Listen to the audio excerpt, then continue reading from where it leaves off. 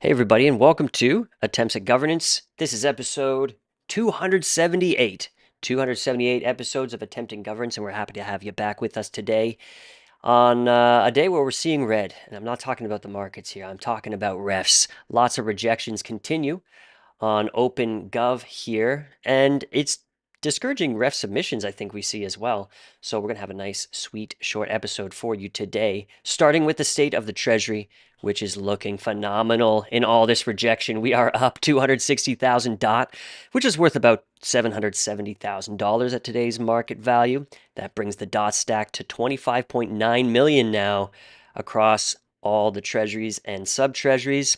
USDT up 370,000 to 6.33, and USDC up 490,000 to 4.09 million. That's the state of the Treasury. I'll now throw it over to Florentina for a look at refs gone by. Hello, everyone. So it's going to be a difficult task to fill in Limo's shoes, but here we go.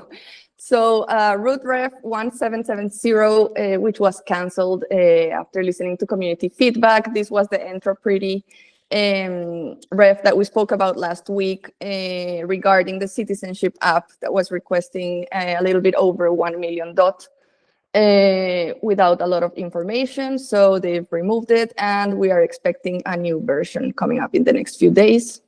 Then we have Big Spender 1760, which was rejected with 90% nay. This was the Inc. Alliance bounty proposal, but there is also a new version that I think Peter is going to discuss today later in the show.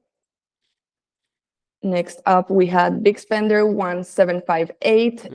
This one was approved, bounty proposal for public RPCs and relay and system chains.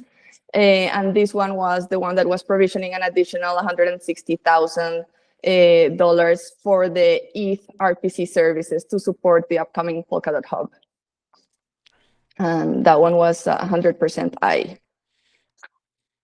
Then we have a medium spender, 1757, Bitcoin plus Polkadot integration of the BRC-721 protocol to scale Bitcoin NFT using Polkadot core time, rejected with 90.7% nay. And then we had the previous Region X proposal. That's a medium spender, 1759. That one was changed to vote nay, rejected. And there's also another one being voted right now. Last time I checked, around 45% approval it had. And then we have a small tip for participation in the Web3 blockchain for development seminar from Angelica. This one was rejected with 63.3% nay. And lastly, we have the canceller for the ref we spoke about at the beginning, 1770, to clear the root track so that we can expect the new proposal coming up for citizenship app. And that's it. Okay. For this week. Well done, Florentina. Thanks for doing that. Hey, I can give a little bit more color on the Entro Pretty proposal here. It looks like we probably won't get it in the next few days now. I just learned this recently, and it's because it's a complicated call on the root track, and I think they don't want to try to migrate that. We had some refs with these sort of calls that didn't get migrated on Kusama. Looks like they're going to wait until after the migration happens in a few weeks, and then they'll put it in. And I also think we can expect using these stablecoin stacks instead of the DOT that was originally proposed. I think there was some misunderstanding about maybe the stablecoin stacks were already called, but it's definitely not the case. And as you can see, we're gaining 700,000 plus stablecoins every week now that we're not spending them at all. So we should be pretty good there. So thanks very much, Florentina. Hey, we got a very special musketeer in the house here, Funkatron. I'm gonna throw it over to you, sir, for a look at the state of the funk. Thanks so much, Shay. The state of the funk is admittedly elated because I just had an amazing trip, went to El Salvador, which I would highly recommend to people. The country is really on the come up with a lot of exciting things happening. But more important, I'm also equally elated because you yourself, sir, have agreed to be on Funky Fridays, the long podcast about life. And that's actually going to be next Friday for those who want to tune in, 12 p.m. Even though it's on Halloween, I promise there will be no tricks, nothing but pure treats as I just get to chat with Jay about all sorts of things that go well beyond Polkadot and his time in the ecosystem. So really looking forward to that. And looking forward to being back on AAG today. Thanks, Jay. Sounds good. Are we going to wear costumes? Ooh, that's a good question. Okay. Should we wear costumes? Well, you know, I could throw a robe on or something, maybe a head towel. Okay. I don't know. We'll figure this out. We'll see. How do we figure it out? Okay, that'll be fun. Thanks for inviting me. And we'll see you on Halloween. Thanks for being here, Funky. And El Salvador, that is so cool. I really hope to get there one day. And I hope you had a lot of success over there. We're going to start with the only, I think, ref to present this week. And we have Peter White back on the show. This is a resubmission of the Inc. Alliance, but we're not going to open a bounty anymore. We're just going for a spend, 538,000 USDC on the medium spender track. And yeah, Peter, what made you go for just a solo spend here? And what's different here? What do you want to let us know? So in terms of the proposal, it's basically, people weren't wanting the bounty, felt like it was too much of an ask. So we went back to, based on the feedback, we went back to just milestone based and more critical path for getting on the hub and getting on the hub and delivering ink to the hub. Now, something I want to talk about is not so much the proposal, because more or less the deliverables are the same, but I want to talk about some data. So I'm going to share my screen here. And I think this will be a fun one. So we're using kind of the most comprehensive data source available for crypto developers. It's developerreport.com. So you can verify everything I say. And we've got some assumptions that we've been told, which is EVM guarantees adoption pathways for Polkadot Hub. And from that, we get that solidity is dominant in the smart contract space. So if we look at the data, first we'll talk about the goal of the hub, which is for the hub, we want to bring in new developers, building smart contracts and building products, bringing more usage to the DOT token. Ultimately, that's what we want. That's why we're putting the EVM and PVM on the hub. So the data should show for a language that's supposed to be dominant and have guaranteed pathways, that it should have significantly more developers than any other smart contract alternative. It should have a track record of bringing in more new developers into the overall Web3 or that specific ecosystem. And for usefulness for the hub, we should see that there's a willingness from the developers to try out other ecosystems. Now, before jumping into all of that, there's 2 smart contract types that I want to touch on, which is, these are the main ones. You've got Solidity on EVM, where you've got Rust smart contracts, usually powered by Wasm, and on Polkadot, it will be PVM. Move is not technically Rust that they're writing, but it's all powered by Rust. All of the tooling is Rust, but we want to include it in most of the calculations. So first data point, this is not on developerreport.com, but Ink is not new technology. It's probably the oldest Rust smart contract language, right next to Solana, starting development in about 2018. So Rust, Ink as a Rust smart contract language has been around for a while, relatively speaking. So I mentioned, if for the Polkadot hub, we would expect that a language that is dominant would have a lot more full-time developers than the other smart contract language alternative, which is Rust. But when we look at the data, these are the top 20 ecosystems. This is not top 20, but this is the top ecosystems for full-time developers. And we see that most of them are actually Rust smart contract ecosystems. Arbitrum, for example, although it's EVM, they're actually building Rust smart contracts. And when we do the percentages, smart contract ecosystems that use Rust is about 45.5%. EVM is about 40%. If you include things like SUI into that calculation, we get powered by Rust ecosystems or built on Rust, we get over 50%, which means all of those ecosystems also need Rust developers to be building those core protocols as well, in addition to the Rust-based smart contracts.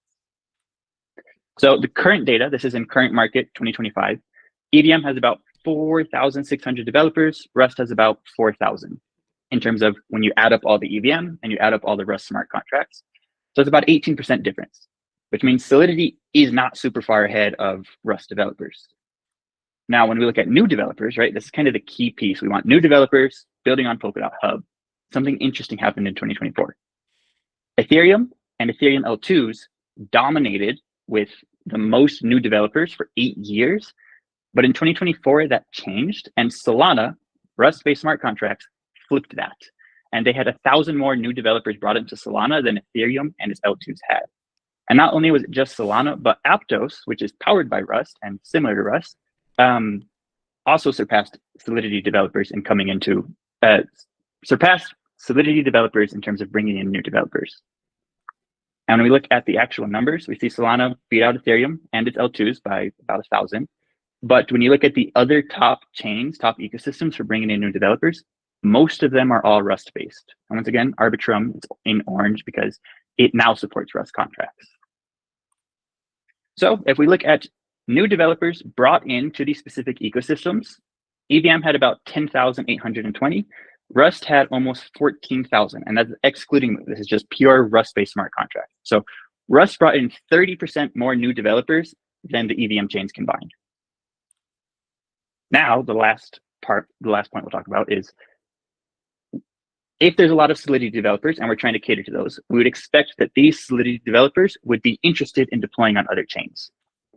So this table basically says, I'm building on Avalanche, or out of the developers building on Avalanche, what percentage also deploy on other chains?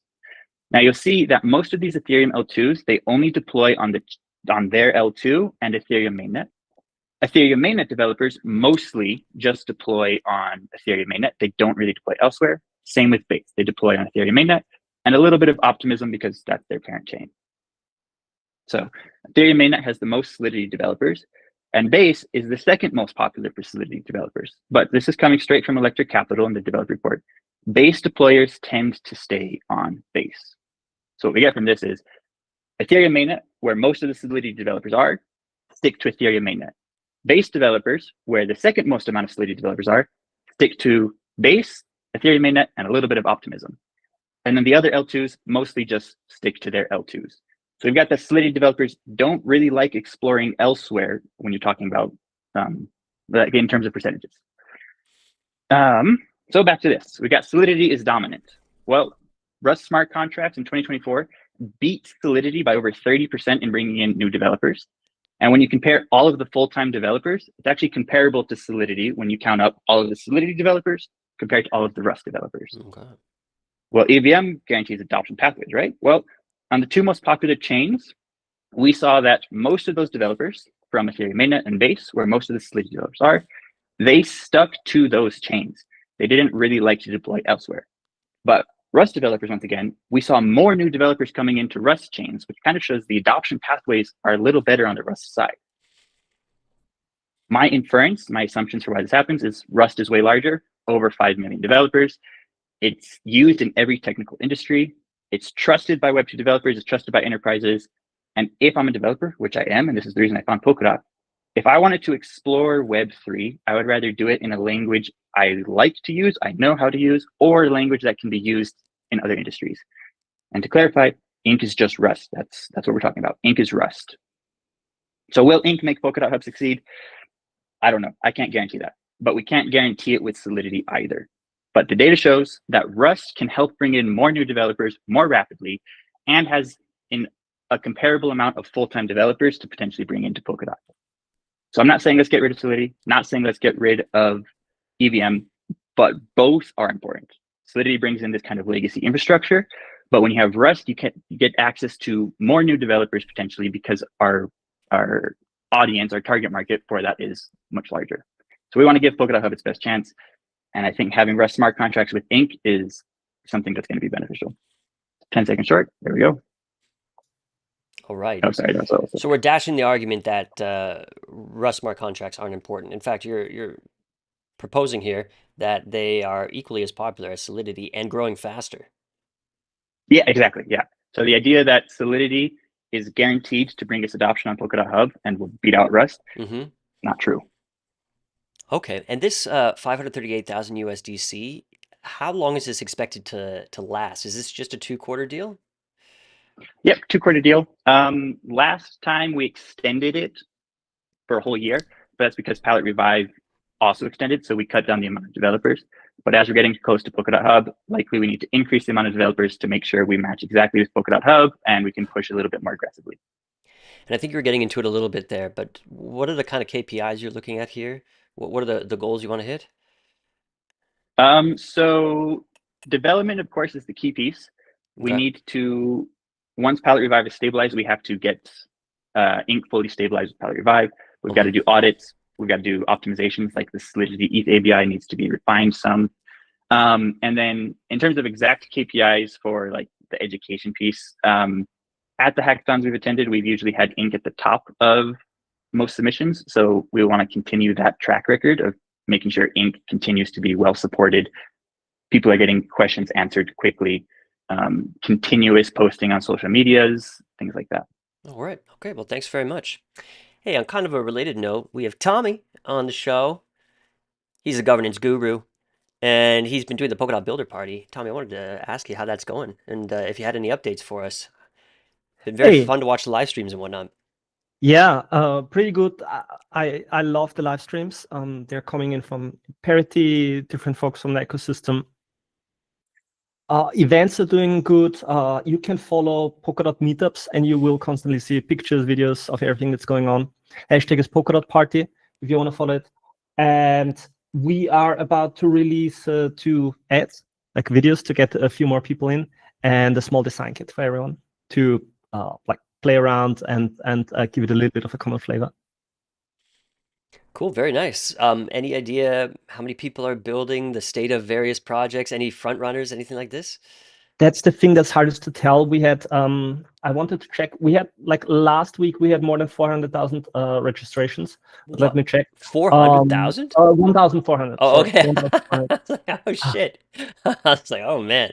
Okay. Making me what do we have? Latest status is 1,800.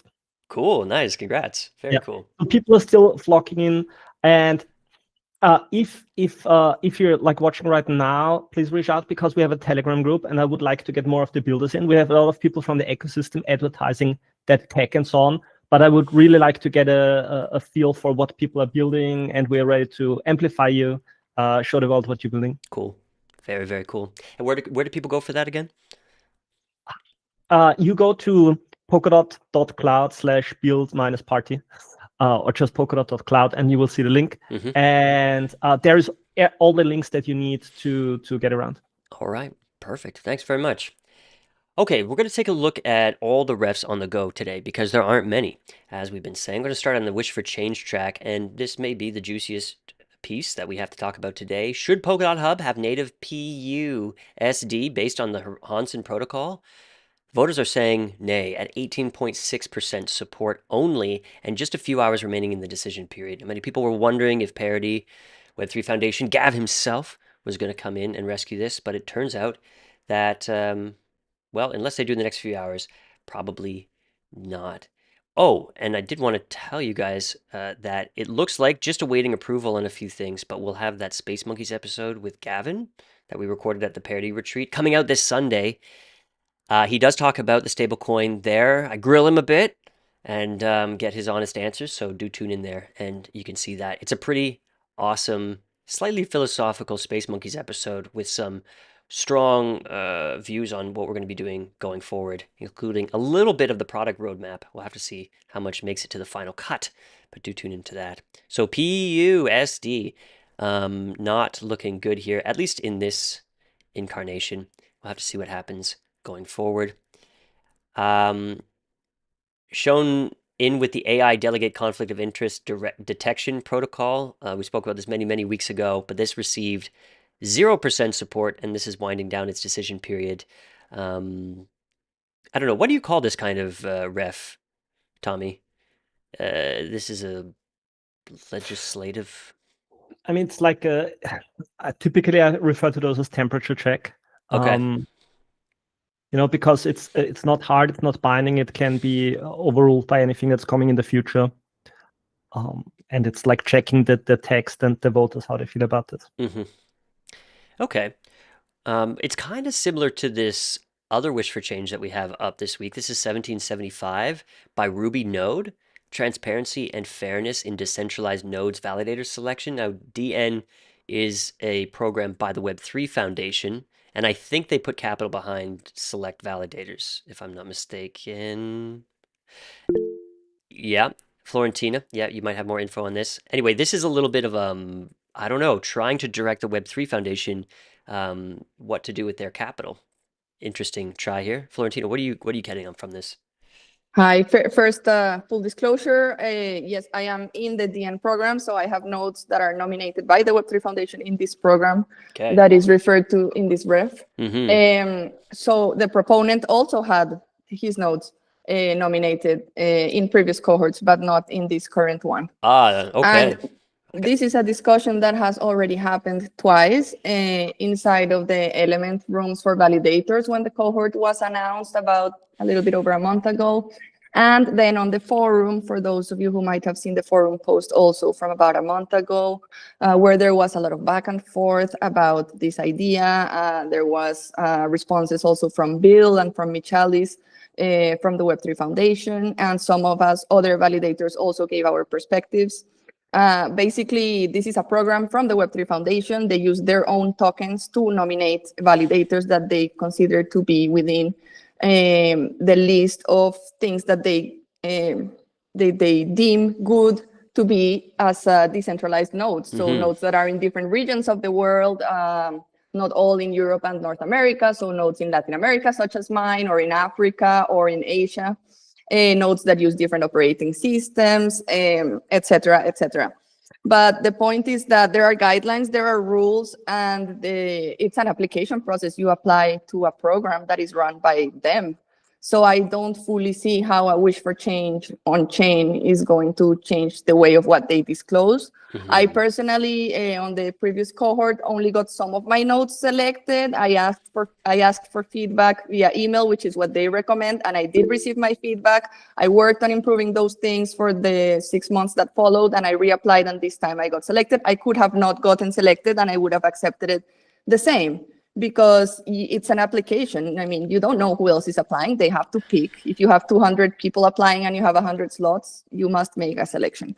They request in this wish for change to have everything transparent, basically to have a table with how each one of the applications was judged, etc., which I personally don't think is necessary. I think that also is like very personal information that people put in their applications that doesn't need to be out there necessarily. And if a person wants feedback, I mean, from what I know and from what I've heard from other validators too, they will provide the feedback. So I personally don't see the point of this wish for change, and I'm not sure how it would be enforced either. But I understand that there is frustration behind it. And I'm curious to see what everybody else thinks, and maybe I will change my mind. But for now, that's it. Yeah, it doesn't make a lot of sense for me either, but I can kind of understand the pain that would spur something like this, even if it's not very sensible. Tommy, what do you think? Yeah, it's some kind of on-chain activism, Yeah. and it's somewhere between proposing certain different standards or maybe initiating a discussion or making a plea.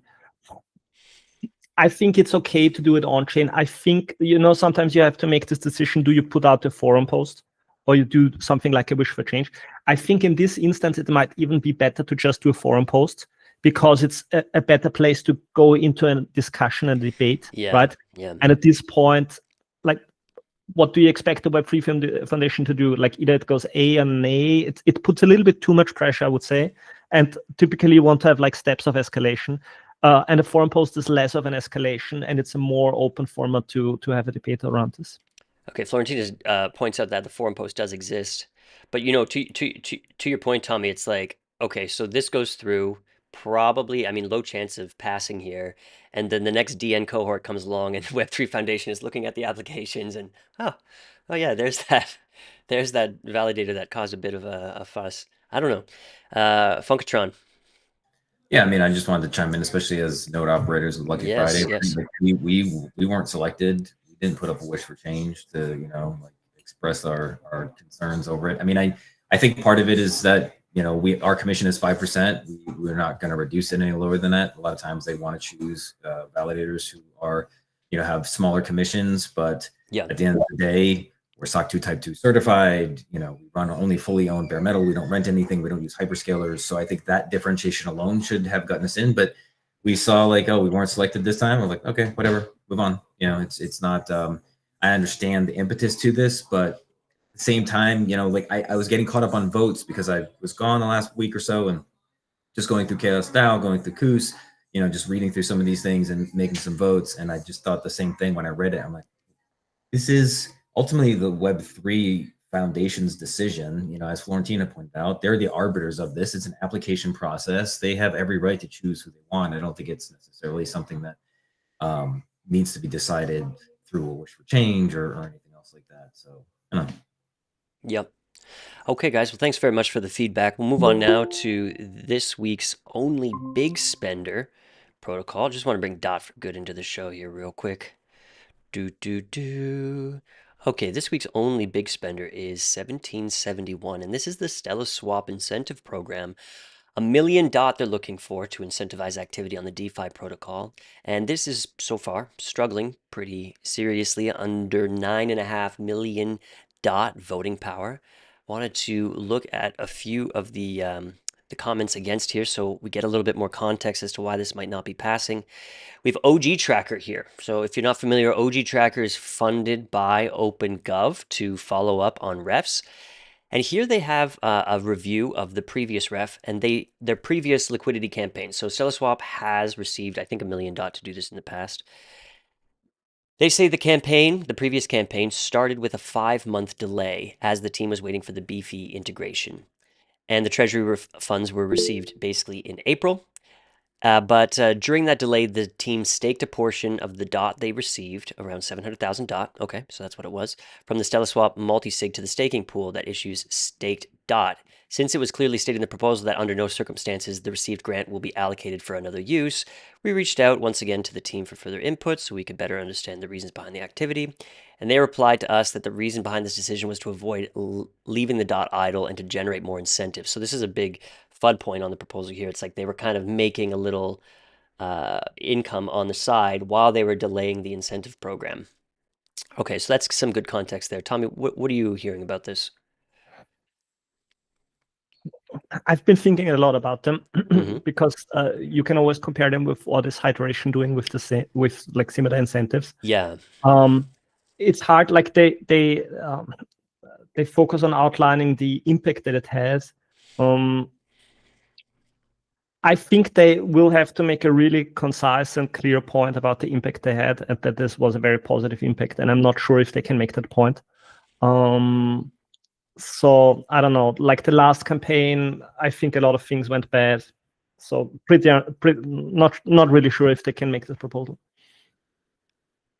Yeah, no doubt. Yeah, here's a non-commenter really comparing them to hydration volumes and whatnot.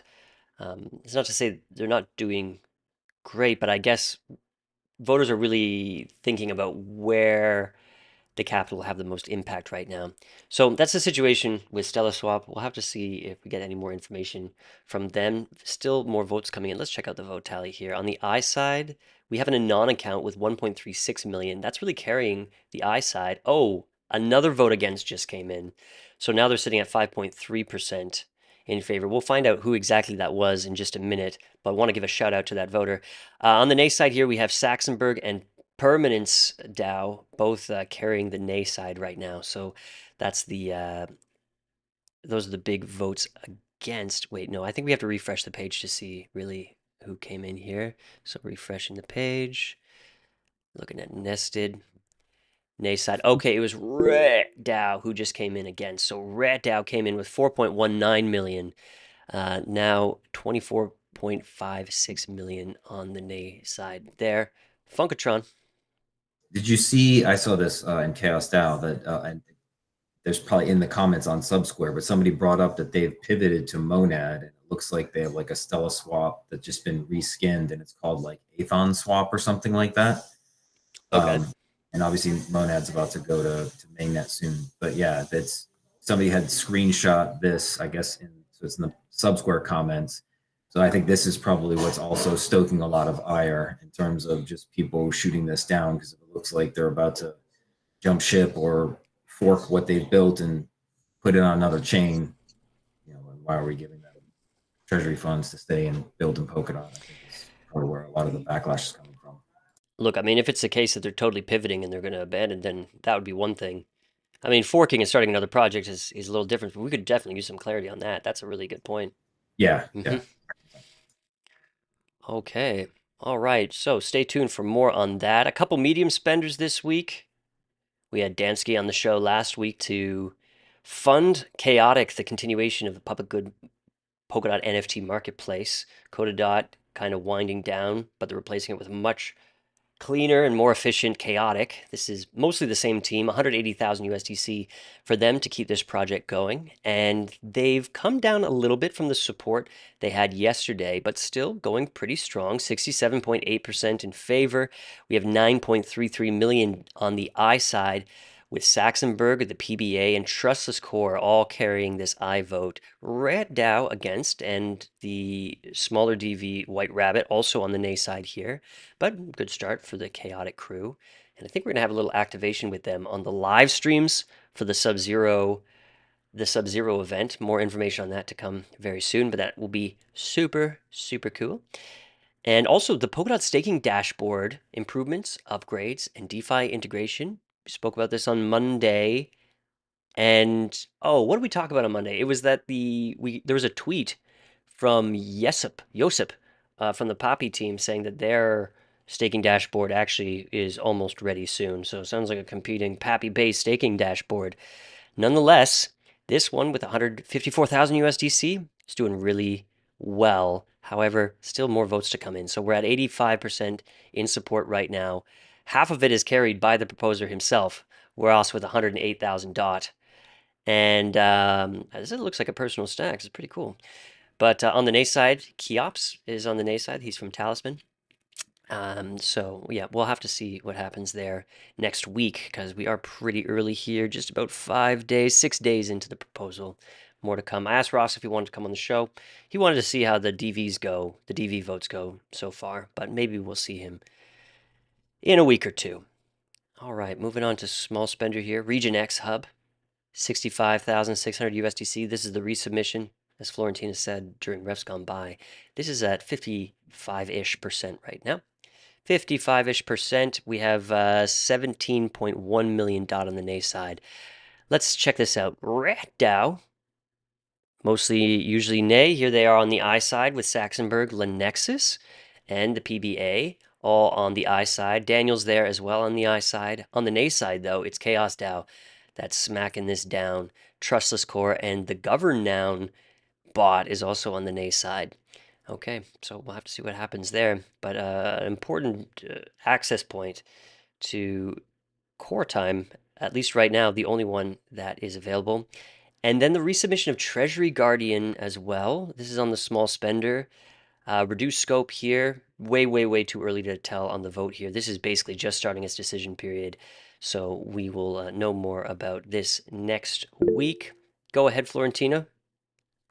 I just wanted to make a comment about this resubmission Yeah. because aside from the content, what I think is exemplary is the way that they present what is changing between Exactly. the previous one and this one, Mm-hmm. which milestones are kept, which ones are not, what is new, how is it new, the visual graph also. This is, for me, it's like the way it should be done every time that a proposal is changed to vote nay and then a new one comes. So you can actually see clearly what are the changes. The high budget, the unclear deliverables, the integration with existing UIs, and the rewards for the Treasury Guardians have all been changed, or was some of the feedback that they received. Those were some of the problem points. And so they've refined the milestones, they've reduced the budget. Milestone 4 now focuses on long-term strategy and potential UI integrations with PokeAssembly and Subsquare. Very cool. And here are the upgraded Guardian rewards. Those are the charts that you mentioned there. So yeah, that's totally nice to see. Definitely agree with that praise there. Okay. Oh, wait. Oh, no. Not going to get there yet. That's it for all the refs on the go this week. Anything else we wanted to talk about? Nice panel we have here today. Michael, what's going on over there? ZK me? Pretty bullish about those guys. Hey, Oh, they were cool. yeah, they obviously a multi-chain project, so it's good that they could retouch with the Polkadot ecosystem. They were involved very early on, and if anyone listened to the live stream, and they're kind of not so much attached recently, but we're pretty interested to be able to reconnect them back with the ecosystem. And they've got some really cool tech, 3 million users at the moment. So yeah, looking to try and integrate that into the ID solution as well, and just sort of Lego brick as many things as we can into that ID chain solution. But that's only the beginning. There's lots more coming. Okay, yeah, we know for sure. Hey, did you sell out round 2? Yeah, I saw that last minute sellout. Yeah, like a few hours to go, sold out. Yep. That's wicked. So you're not. So we went. So we've gone round 3. All right, we're gonna keep it rolling here. Round 3 now. 2.9 cents per KPG.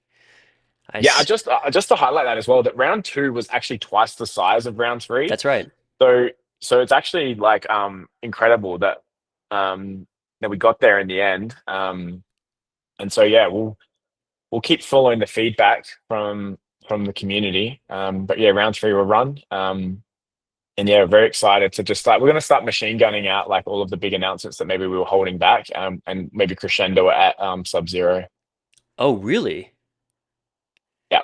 Okay, so we're just going to kind of layer them in, and then boom, it's Sub-Zero. Big announcement. Yeah, we'll save the big daddies for Sub-Zero, but we've got some other like real important ones which we will get out in the next couple of weeks in the road to Sub-Zero too. Honestly, there are going to be so many big announcements happening at Sub-Zero. The press releases that are going to be rolling off that stage, it's going to be incredible. You're going to be in very, very good company on that stage. It's super exciting.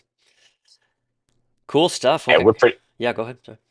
No, we're pretty excited because the big player for us here has been to not just engage the Polkadot ecosystem, but to find the broader blockchain ecosystem. And so a lot of these like announcements that we've got are like with people who are not just like, okay, we've partnered with Hydration, which was kind of like, going to be an obvious one that most people will do inside the ecosystem, but trying to actually touch with other people who maybe are new to Polkadot or haven't yet worked with someone in Polkadot. So that's what we're pretty excited about. Nice. Awesome. Congratulations. Okay, let's just take a quick look at some of the comments we've received. I want to thank everybody who's watching live and for your contributions today. When will we see the supply cap coming live? Tommy, we had a really good open dev call this week. A lot of attendance there and some exciting announcements. Did you want to talk about what we learned there in regards to the supply cap? Yeah, yeah, it was a very lovely call. So for the supply cap, we asked Dom. He's in talks with Kian. So I think Kian is the partner at Parity Yep. for the integration. And it sounded like they're gonna wait for the hub migration, Polkadot hub migration, Yep. which is in less than 2 weeks. And then after that is done, basically all the devs can release their stress for the big rollout, and then they are gonna queue it to come on chain, right? And like one other detail is that there is a small OpenGov connoisseur alliance forming within the core developers. So we have Clara showing an interest, and Kian was also proactively mentioning OpenGov. Yes, I think so. That's really nice to see. And I would say Dom's part of that too, yeah? Yeah. Yeah, that's awesome. Hey, by the way, another little upgrade that could be slipped in a runtime patch coming soon is Bounty V2. Finally, it was approved by Muharrem, or it was looked over by Muharrem, and now it looks like it's merged and ready to get going. So that will be very exciting when it happens, and we'll have to have a pretty big campaign looking at the bounties that are existing, asking which ones want to move over, and trying to move to this more efficient management solution. That's gonna save us millions. It's sad to think about how much we've lost just holding on to DOT for these sub treasuries, but we'll do that soon. Maybe that's a New Year project. Should be pretty cool. Okay, what else do we have here? Oh, we had some questions for you, Peter, from IP. They're wondering which projects in the ecosystem are using Ink today, and kind of related which dApps they can use today that are built on Ink. Are there any examples yet, or what's going on there? I mean, in Aleph Zero is probably where the most Ink stuff is, Yeah. which unfortunately is a solo chain. But there's things like A0 ID that's used by T-Mobile to maintain their ID. There's in Kusama, we've got the Virtual network. They do lots of good stuff there, and you can deploy your Ink dApps. WinFollow was focused more on smart contracts. All of their smart contracts were backed by Ink as well. Now, I'm not going to try to sugarcoat this and say Ink is doing great. No, it's not. But Polkadot isn't either. There's never been a place to deploy Ink on Polkadot. That's what the Polkadot Hub is for. So if you can tell me where I can deploy Ink on Polkadot, which is made for Polkadot, it's not made for other chains, it's made for Polkadot, then we can maybe see things better. But keep in mind, Ink is just Rust. So ultimately what we're saying is, where can I use Rust-based smart contracts? I mean, they're everywhere if you really want to look at that. There's many ecosystems. It just has not been rolled out fully in Polkadot yet. All right, thanks very much. And final question by Ayun. They ask, when Jam and what will it solve? Well, I think Jam is doing pretty well coming down the line. Some interesting comments from Gav about Jam on the Space Monkeys podcast coming up on Sunday, talking about these kind of different nodes that are going to serve different purposes. That was kind of an interesting little thing he dropped there. But when? I think soon. I don't really know how to answer that question, but what will it solve? We're going to have Erin, or you may know her as Byte, on stage at Sub-Zero talking about some of the new use cases that Jam is going to power or could power. It's going to be a really cool talk. So definitely look out for that from her. Tommy, any idea on timelines for Jam or where we at? Like, I mean, I think it's still gonna be some time out. Yeah. But what I see happening right now is that they are working a lot on tooling. So I think I'm not sure, I think it was Cisco before I left the Parity retreat who was showing me a tool where basically in your browser you can hack together a small Jam service and test it in your browser, right? But it's written, I guess it's written in Rust, and then you send it off, it sends it off to the server, compiles it or whatever, and then performs like those steps. The next thing to look out for would be the next testnet, like maybe a more public version of a testnet or so. But yeah, I still think there's a lot of things to be solved in terms of chain infrastructure and so on. Yeah, and that's about on track. I would actually say we're a little bit ahead of the real timelines I was anticipating. So And if you want to keep tabs on developments, I mean, Jam is it's in development, but there is a lot of exciting things coming for Hub, and Jam is another performance improvement. But right now we're in this phase where we actually want to leverage the performance that we have right now, which is with a lot. Hub. So what Basti is delivering with Basti blocks, and then there is a few other things with just making blocks faster. And then, yeah, just having an eye on everything that's coming for Hub. But I guess we will learn more at Sub-Zero, hopefully. Hopefully there's a lot of, like, a very big info dump, because they are working on so many things. Awesome stuff. Okay, just want to take a look at the one ref confirming this week. And this is actually nice to see. The resubmission for Polkadot, 38,554 USDC, is passing just slightly, but 53.6% in favor of supporting this decentralization data dashboard. This is going to finish its confirmation in about 50 minutes. I hope it goes through, hope it works out, and you will know for sure next week, but congratulations to them. Tentative congratulations to them. And that's all we have for the show this week. We'll see you all on Monday. Again, Space Monkey Sunday with Gav. Fingers crossed. Or we'll have somebody else, I suppose. But do tune in for Space Monkeys either way. It's going to be awesome. And until we see you again, have a great weekend, everybody. Bye.